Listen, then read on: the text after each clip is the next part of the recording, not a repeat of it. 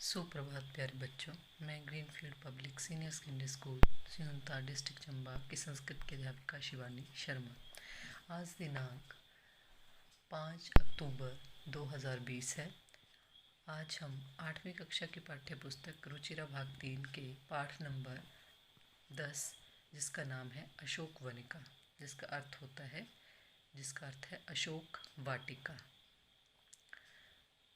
आइए देखते हैं। प्रस्तुत पाठ आदि कवि वाल्मीकि कृत रामायण के सुंदरकांड के 15वें सर्ग में है। सीता की खोज में हनुमान लंका में प्रविष्ट होते हैं तथा वहीं रावण के प्रसिद्ध उद्यान का अर्थ है बगीचा, अशोक वनिका की शोभा का आह्लादक वर्णन करते हैं कि जब जो है हनुमान सीता की खोज कर रहे हैं तो सबसे पहले कहाँ पर जो रावण की वाटिका है अशोक वाटिका, उसमें प्रवेश करते। ये अशोक वाटिका दिव्य, अद्वितीय, सौरभ, स्वाद, सौंदर्य एवं विविध वर्णों से युक्त है। कुसुमों, लताओं, वृक्षों आदि से सुशोभित है। इसी का वर्णन प्रस्तुत पाठ में है कि जो ये अशोक वाटी है उसमें ये सारे उसके गुण बताए गए हैं कि उसमें फूल, लताएं, वृक्ष और इतनी सुंदर है वो कि जो उसकी दिव्य और अद्वितीय सी उसकी छवि जो है वो उसके बारे में जो है कवि वो क्या कर रहा है, वर्णन कर रहा है। सर्वनाम तत् और एतत् प्रयोग, इसमें सर्वनाम के तत् और एतत् शब्द का क्या किया गया है, प्रयोग किया गया है। आइए देखते हैं। सर्व ऋतु कुसुमे रमे फलविद च पादपे पुष्पिता नाम अशोका नाम श्रेया सूर्योदय प्रभाम। इसका अन्वय आएगा। सर्व ऋतु कुसुमे फलविद रमे पादपे सुपुष्पिता नाम अशोका नाम श्रेया सूर्योदय प्रभाम। कि सर्व ऋतु कुसुमे सभी ऋतुओं में क्या करने वाले, पुष्पों की सुंदरता वाले, कि सभी ऋतुओं में जो है वो फूल देने वाले, कि वहाँ पर हर एक ऋतु में हम देखते हैं ना कई बार जो बरसात होती है या ठंड का मौसम होता है तो फूल नहीं होते हैं।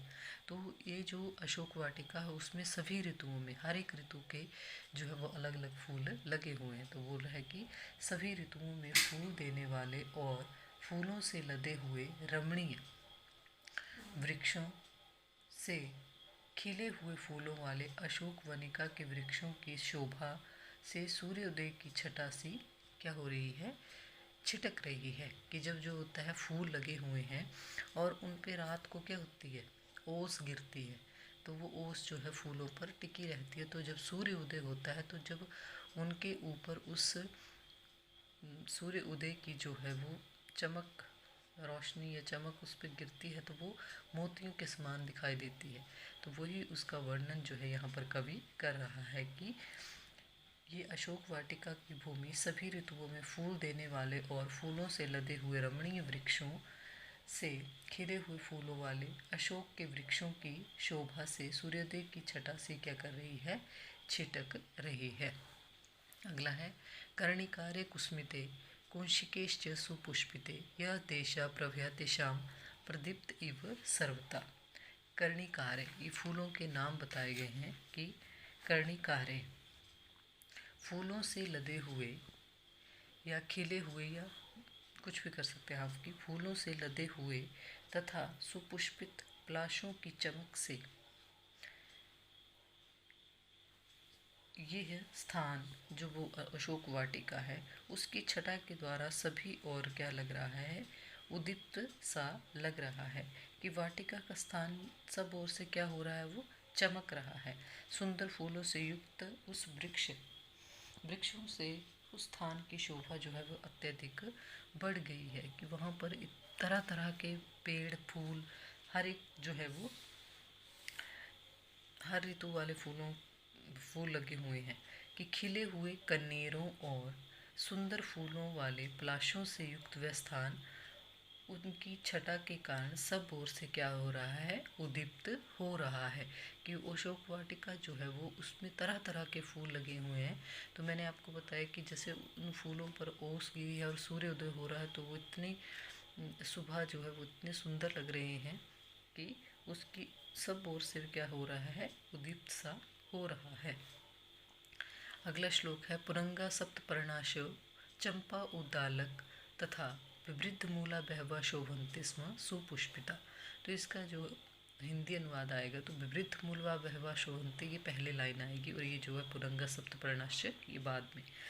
कि विवृद्ध, विवृद्ध मतलब बहुत से, मूला जड़ों वाले, बहवा,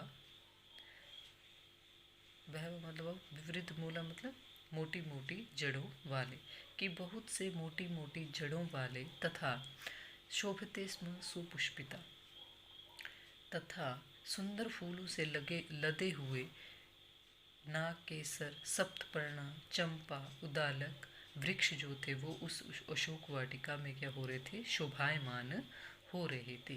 कि बहुत से मोटी मोटी जड़ों वाले सुंदर फूलों से लदे हुए नाग, केसर, सप्तपर्णा, चंपा, उदालक के वृक्ष शोभायमान हो रहे थे। कि उस अशोक वाटिका में ये तरह तरह के क्या लगे हुए थे, पेड़ लगे हुए थे, तो वो उसमें क्या हो रहे थे, शोभायमान हो रहे थे।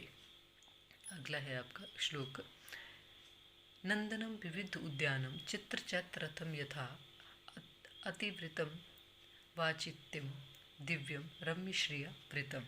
कि जो ये अशोक वाटिका है तो ये नंदन विविध उद्यानम, वह अशोक वन देवताओं के उद्यान, की जो देवता हैं हम जिन्हें हम बोलते हैं कि हमारे स्वर्ग में देवता रहते, तो उनके नाम, उद्यान का नाम है, मतलब उनके बगीचे का नाम है नंदन।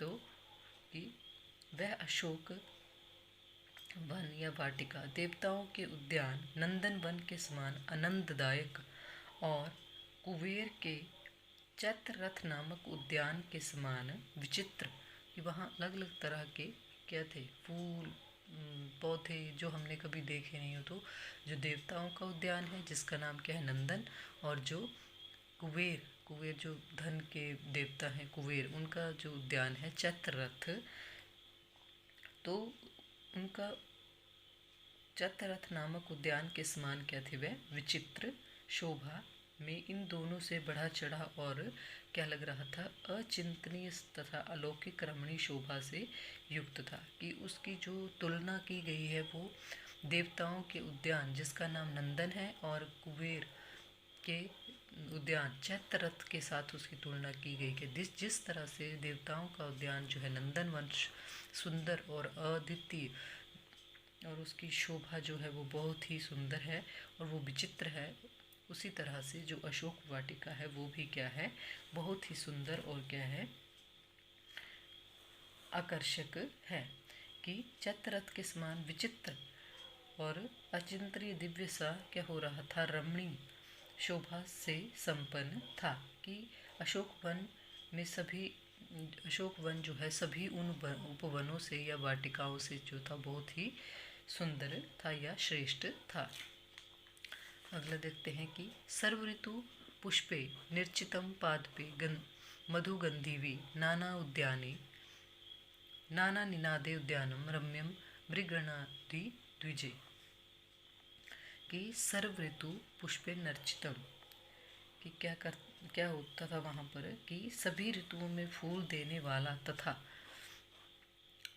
सभी ऋतुओं में फूल देने वाला पादपे मधु गंधी भी और मादक गंध वाले वृक्षों से परिपूर्ण। अब जो वाटिका है फूल खिले हैं तो तरह तरह के फूल होते, कई खुशबू वाले होते, कई बिना जो खुशबू के होते। तो उस जो वाटिका है उसमें वो गंध, उन फूलों की क्या है, वो गंध वाले वृक्षों से परिपूर्ण और नाना मतलब अलग अलग, भांति भांति के, निनादे मतलब ध्वनि करने वाले, रम्य मृगगण द्विजय,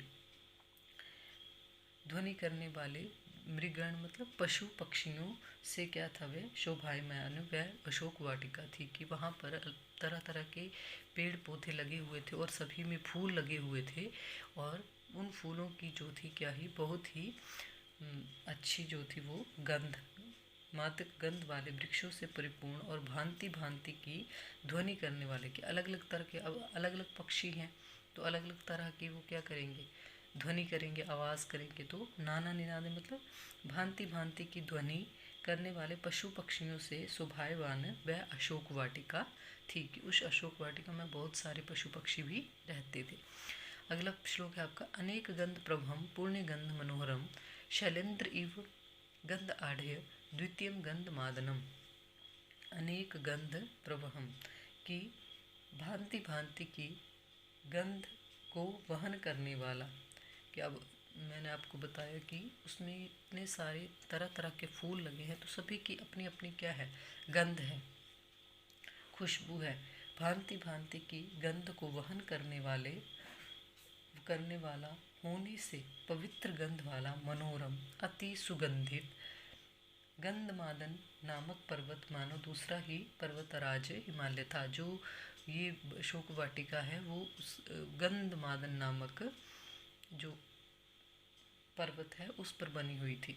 तो वो उसकी जो है वो बोल रहा है कि गंधमादन नामक पर्वत जो है वो शैलेंद्र मतलब हिमालय से उसकी क्या की गई है, तुलना की गई है कि अनेक गंध को भांति भांति की गंध को वहन करने वाला होने से पवित्र गंध वाला मनोरम अति सुगंधित गंधमादन नामक पर्वत मानो दूसरा ही पर्वतराज हिमालय था।